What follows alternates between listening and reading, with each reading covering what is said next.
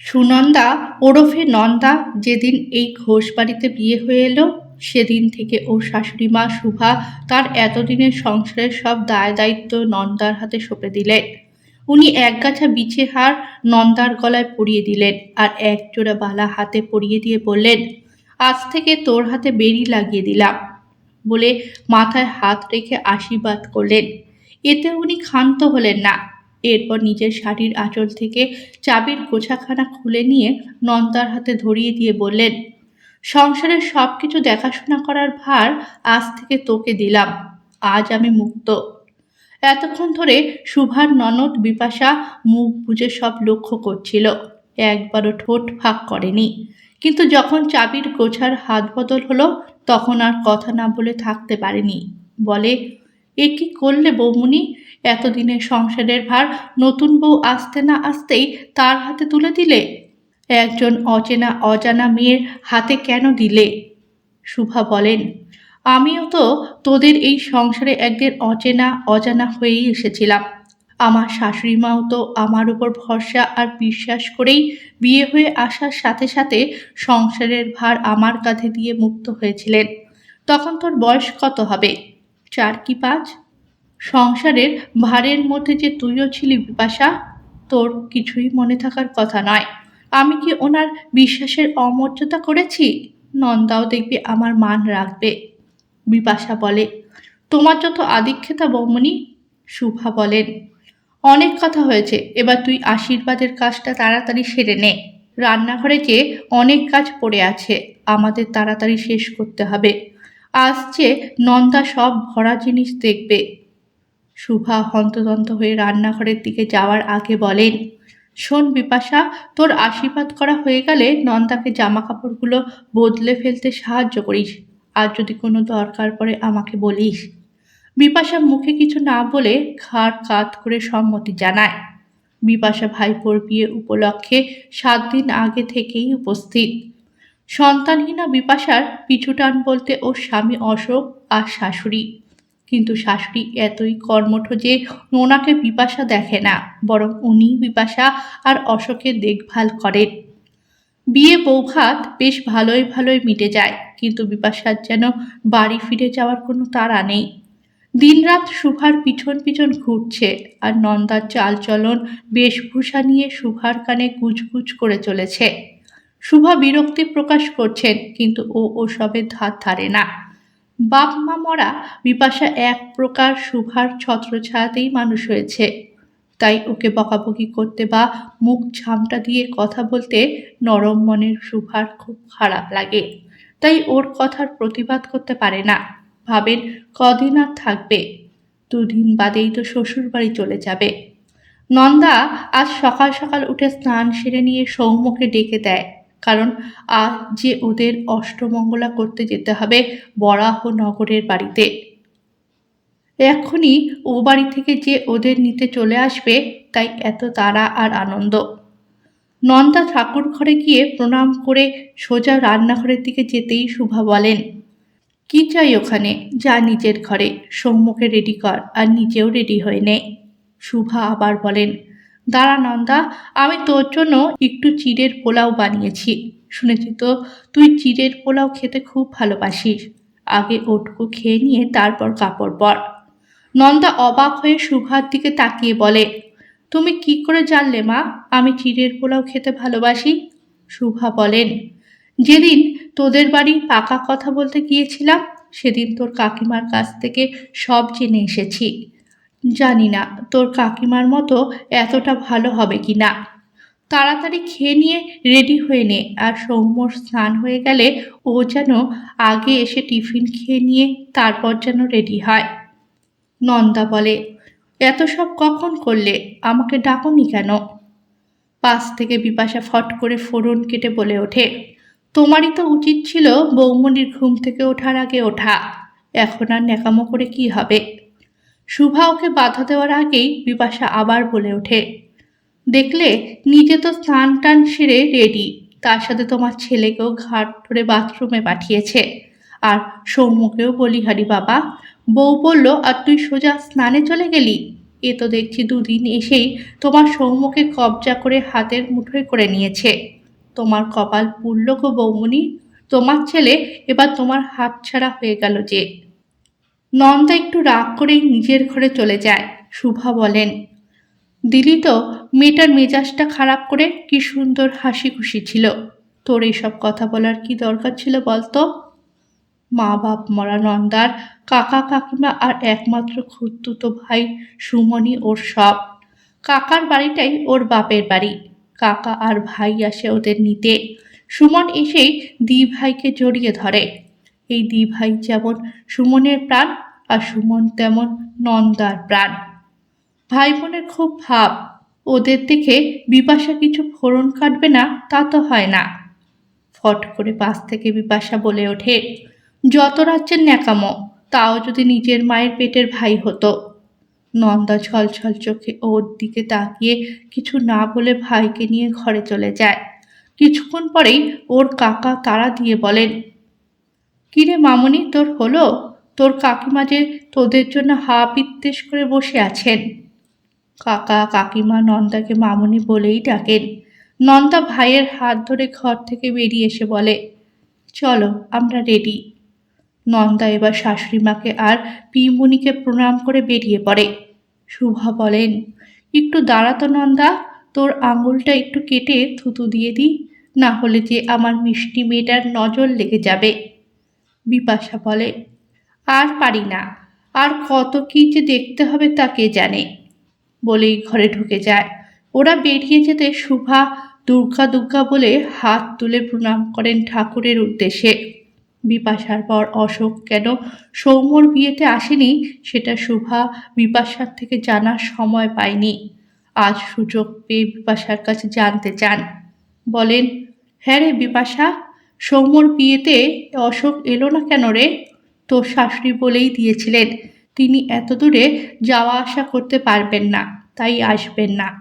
তাই উনি আমাকে বলেছিলেন দূর থেকেই তোমার ছেলে বউকে আশীর্বাদ করব। কিন্তু উনি তো বলেছিলেন উনি আসতে না পারলেও তোদের দুজনকে পাঠিয়ে দেবেন। আর তুইও তো বললি অশোক বিয়ের দিন আসবে, কিন্তু এলো না কেন রে? বিপাশা বলে, তুমি অশোককে চেনো না? ও যে মা ন্যাওটা, মাকে একা ফেলে রেখে আসবে কি করে? বিপাশা অভিযোগের সুরে বলে, তুমি কি দেখে যে আমার বিয়ে দিলে তা কে জানে। ও তো আমার একটা কথাও শোনে না, মা যা বলবে সেটাই শিরোধার্য। শুভা বলেন, এটা তো ভালো কথা। আজকাল কটা ছেলে আর নিজের গর্ভধারিণীর কথা ভাবে বল। তুই খুব ভাগ্য করে এমন স্বামী পেয়েছিস। জানিস, যে সন্তান মাকে ভালোবাসে তারা খুব সুখী হয়। বিপাশা মুখ বেঁকিয়ে বলে, হ্যাঁ, দেখছো না তোমার জামাইকে? নিজের মায়ের কথা শুনে একটা বাচ্চা দত্তক পর্যন্ত নিল না। উনি বলেন পরের বাচ্চা কি আর আপন হয়? জানে তো নিজের ছেলের দোষে আমার বাচ্চা হয়নি, সেটা ঢাকতে কত বাহানা। এটা যদি আমার দোষ হতো তাহলে কবেই আমাকে এখানে তুলে দিয়ে যেতেন। আবার হয়তো নতুন করে ছেলের বিয়েও দিতেন বংশ রক্ষা করার জন্য। শুভা বোঝে বিপাশার দুঃখের কথা, তবু বলেন, বর আর শাশুড়ির যত্ন করবি, ওরাই তোর আপনজন। ওরা ভালো থাকলে তুইও ভালো থাকবি। শুভা বোঝে বিপাশা কেন নন্দাকে সহ্য করতে পারে না। নিজের যদি সন্তান থাকতো তাহলে হয়তো ওর স্বভাবটা একটু অন্যরকম হতো। ওর নিজের দোষেই যে ওদের বাচ্চা হয়নি সেটা বিপাশা যাতে জানতে না পারে, সেটা শুভার হাত দুটো ধরে ওর শাশুড়ি অনেকবার বলতে বারণ করে দিয়েছেন। সত্যি উনি খুব ভালো মানুষ। আর অশোকের তো কথাই নেই, ও অনায়াসে বিপাশাকে ডিভোর্স দিয়ে আবার বিয়ে করতে পারত, কিন্তু তা করেনি। বিপাশা না জেনে যতই ওদের দোষারোপ করুক না কেন, শুভা জানে ওরা কতটা ভালো। বিপাশা যদি শোনে ওর কারণেই ওর মা হতে পারবে না, তাহলে হয়তো আঘাত পাবে। আর তাতে যদি কিছু করে বসে, তাই সব দায় অশোক নিজের কাঁধেই নিয়ে নেয়। শুভার মনে পড়ে শুভার বিয়ের 2 বছর পরেও যখন ওদের বাচ্চা হচ্ছে না, তখন ওরা ডাক্তার দেখায় এবং দুজনকেই অনেক পরীক্ষা নিরীক্ষা করতে হয়। তাতেই ধরা পড়ে যে ওর স্বামী শুভঙ্কর বাচ্চার জন্ম দিতে অপারগ। তখন দুজনেই খুব ভেঙে পড়ে। তখন সুভার শাশুড়ি মায়ের কথাতেই 7 দিনে সৌম্যকে দত্তক নেওয়া হয়। আসলে বিপাশাও তখন খুব ছোট, তাই এত ব্যাপার ও জানে না। সৌম্যকে যখন আনা হয় তখন ছোট্ট বিপাশা খুব খুশি হয়। দুজনে একসাথেই সুভার কাছে মানুষ হয়। সৌম্যর বাবা তথা সুভার স্বামী শুভঙ্কর যখন বেশ বড় তখন বিপাশার জন্ম হয় এবং জন্মের পরই শুভঙ্কর এক পথ দুর্ঘটনায় ওর বাবাকে হারায়। শুভঙ্কর কিন্তু বোনকে খুব ভালোবাসত। বিপাশা ছোট থাকতেই ওরা ওদের মাকেও হারিয়ে অনাথ হয়ে যায়। ছোট্ট বিপাশা শুভা আর শুভঙ্করকে আঁকড়ে ধরেই বড় হয়। ওরাও সৌম্য আর বিপাশাকে আলাদা চোখে দেখেনি, দুজনকেই একই জিনিস দিত যাতে দুজনের মধ্যে ভাব ভালোবাসা থাকে, হিংসা না হয়। এইভাবেই দুজন বড় হয় ঠিক ভাই বোনের মতো করে। হঠাৎ বিপাশার ডাকে স্তম্ভিত ফিরে আসে সুভার। বিপাশা বলে, কি ভাবছ গো বৌমণি? শুভা বলেন, কিচ্ছু না রে। বিপাশা, তোকে একটা কথা বলবো, রাগ করবি না তো? বিপাশা বলে, বলো না বৌমণি। বলেই সুভার গা ঘেঁষে বসে। সুভা ওর মাথায় হাত বুলিয়ে বলেন, সৌম্যকে তুই খুব ভালোবাসিস না রে? বিপাশা ঘাড় নাড়িয়ে হ্যাঁ বলে। সুভা বলেন, তাহলে ওর বউয়ের সাথে এমন ব্যবহার করিস কেন? সৌম্য জানতে পারলে কষ্ট পাবে না?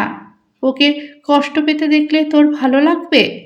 ও যদি তোর উপর রাগ করে তোর সাথে কথা না বলে তখন তোর কষ্ট হবে তো বল?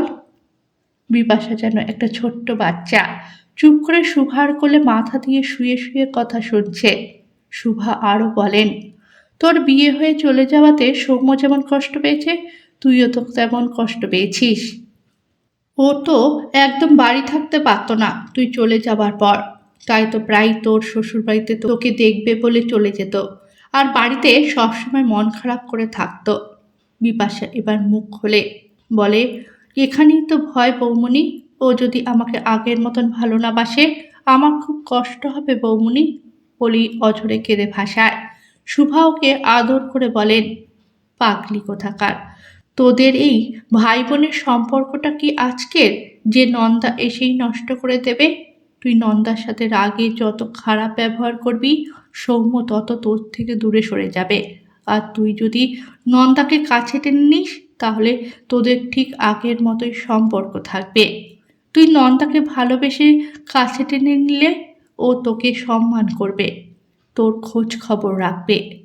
শুভা বলেন, নন্দা খুব বুদ্ধিমতী মেয়ে, দেখবি তোকে ঠিক আপন করে নেবে। পাখি পড়ার মতো করে শুভা বিপাশাকে বোঝান। আজ সৌম্য আর নন্দা অষ্টমঙ্গলা কাটিয়ে বাড়ি ফিরবে। শুভা সকাল থেকেই ওদের আসার অপেক্ষায় পথ চেয়ে বসে আছেন। যথাসময়ে ওরা ফিরে আসে। বাড়িটা আবার গম গম করে ওঠে। কথা বলতে বলতে এক সময় নন্দা উঠে গিয়ে ওর কাকিমার পাঠানো জিনিসগুলো এনে শাশুড়ি মা আর পিমুনিকে দেয়। শুভা কপট রাগ দেখিয়ে বলেন, এগুলোর কি দরকার ছিল? বিপাশা ফট করে বলে ফেলে, দেবে না কেন? তোমরা তো বিয়েতে কিছু নাওনি, এটুকু তো ওরা করতেই পারে। লোক লজ্জা তো আছে নাকি? তাছাড়া তুমিও তো ওর বাপের বাড়ির জন্য এক গাদা জামা কাপড় মিষ্টি পাঠালে। শুভা অপ্রস্তুত হয়ে পড়ে, বলেন, চুপ কর বিপাশা। নন্দা বলে, না মা, পিমনির কথার যুক্তি আছে, আর আমি ওনার কথাতে রাগও করিনি, উনি তো ঠিকই বলেছেন। বলেই ঘর ছেড়ে বেরিয়ে যায়। শুভা বলেন, দাঁড়া নন্দা, রাগ যদি নাই করিস তাহলে এ ঘর ছেড়ে চলে যাচ্ছিস কেন? নন্দা হাসি মুখে বলে, আসছি আসছি, এক্ষুনি আসছি। বলেই পর মুহূর্তেই নন্দা আরও কিছু জিনিস এনে বিপাশার হাতে দিয়ে বলে, তুমি যখন বাড়ি যাবে তখন এগুলো নিয়ে যেও। এটাতে পিসাই আর ঠাকুমার জন্য জামা কাপড় আছে, আমার কাকিমা পাঠিয়েছেন। আরও আছে, এটা আমার তরফ থেকে শুধু তোমারই জন্য। বলেই নিজের পাওয়া গয়নাগুলো থেকে একটা ভালো কানের দুল ওর হাতে দেয়। আবার নিজের পাওয়া এক গাদা শাড়ি এনে ওনার সামনে রেখে বলে, ওখান থেকে যে কটা তোমার পছন্দ হয় সে কটা তুমি নিয়ে নাও, কারণ আমি তো শাড়ি পরি না, শুধু শুধু পরে থাকবে কেন, তাই তোমাকে দিলাম, তুমি পরলে আমার ভালো লাগবে। আবার বলেও দেয়, যেদিন বাড়ি ফিরবে সেদিন এগুলো পরে যেও। আমরা তো হানিমুন যাব, আর মাও আমাদের সাথে যাবেন। তার আগে নিশ্চয়ই তুমি বাড়ি ফিরে যাবে। আসলে এটা পড়লে তোমাকে কেমন লাগে সেটা দেখার লোভ ছাড়তে পারলাম না, তাই বললাম আর কি। নন্দার ব্যবহারে বিপাশা বাক্যহারা হয়ে যায়। একদিকে বিপাশাকে বাড়ি ফিরে যেতে বলছে, আবার অন্যদিকে তার উপর ভালোবাসা উজাড় করে দিচ্ছে। শুভা মনে মনে বলেন, সত্যি মেয়েটা খুব বুদ্ধিমতী। নন্দা পরে শুভাকে বলেছিল, আমি তোমার ছেলের কাছ থেকে পিমনির সব কথা শুনেছি। আমার কাকিমা একটা টোটকা বলে দিয়েছেন, জানো মা, হিংসার বদলা হিংসা হতে পারে না, ভালোবাসা দিয়ে বদলা নিতে হয়। আমি পিমনিকে ভালোবাসা দেখিয়ে শোধরানোর চেষ্টা করলাম মাত্র। শুভা বউয়ের প্রশংসা না করে পারেন না। যথাসময়ে বিপাশার বর অশোক আসে বিপাশাকে নিয়ে যেতে। শুভা অশোককে খুব বকাবকি করে জানতে চায় কেন সে সৌম্যর বিয়েতে আসেনি। আগে অবশ্য বিপাশার কাছে অশোকের না আসার কারণ শুনে নিয়েছিল। অশোক তার মাকে বাড়িতে একা রেখে এসেছে বলে রাত কাটাতে চায়নি, সেদিনই ফিরে যায়। বিপাশা বাড়ি ফিরে যাওয়ার সময় খুব কান্নাকাটি করে, সাথে নন্দা আর শুভা তো আছেই। নন্দা এত কাঁদছে যে ওকে দেখে কেউ বলবে না যে ও কয়েকদিন আগে এ বাড়িতে বিয়ে হয়ে এসেছে। বিপাশা নন্দাকে জড়িয়ে ধরে বলে, আমাকে ক্ষমা করে দিস বউ, তোকে আমি চিনতে ভুল করেছি। তারপর বিপাশা ওদের থেকে কথা আদায় করে নেয় যে ওরা হানিমুন থেকে ফিরে এসে বিপাশার বাড়ি যাবে। সৌম্য বলে, তোর চিন্তা নেই পিমুনি, আগে আমি একা গিয়ে হুজ্জুতি করতাম, এখন দুজনে যাব। নন্দা কিছুতেই শাশুড়িকে বাড়িতে একা রেখে হানিমুন যেতে চায় না। শুভাও জেদ ধরে বসে আছেন, কিছুতেই ওদের সাথে যাবে না। শুভা বলেন, এবারটা তোরা দুজনে চলে যা, পরের বার তোদের সাথে অবশ্যই যাব। বাধ্য হয়েই সৌম্য ওদের বাড়ির কাজের সহায়িকা সুষমা মাসিকে মায়ের কাছে রেখে ওরা হানিমুন চলে যায়। যথাসময়ে ওরা ফিরেও আসে, আর ফিরেই ওরা তিনজন মিলে বিপাশার কথা রাখতে বিপাশার বাড়ি যায়। বিপাশা এখন আর নন্দার সাথে হিংসা করে না, বরং খুব ভালোবাসে। হিংসার বদলা হিংসা নয়, হিংসার বদলা ভালোবাসা হওয়া উচিত। ভালোবাসা দিয়ে সব কিছু জয় করা যায়। নন্দা তার কাকিমার বুদ্ধি কাজে লাগিয়ে বিপাশার ভালোবাসা আদায় করে নেয়। শুভা খুব খুশি এমন বুদ্ধিমতী বউ পেয়ে। গল্পটা যদি ভালো লেগে থাকে চ্যানেলটাকে সাবস্ক্রাইব করে পাশে থাকবেন।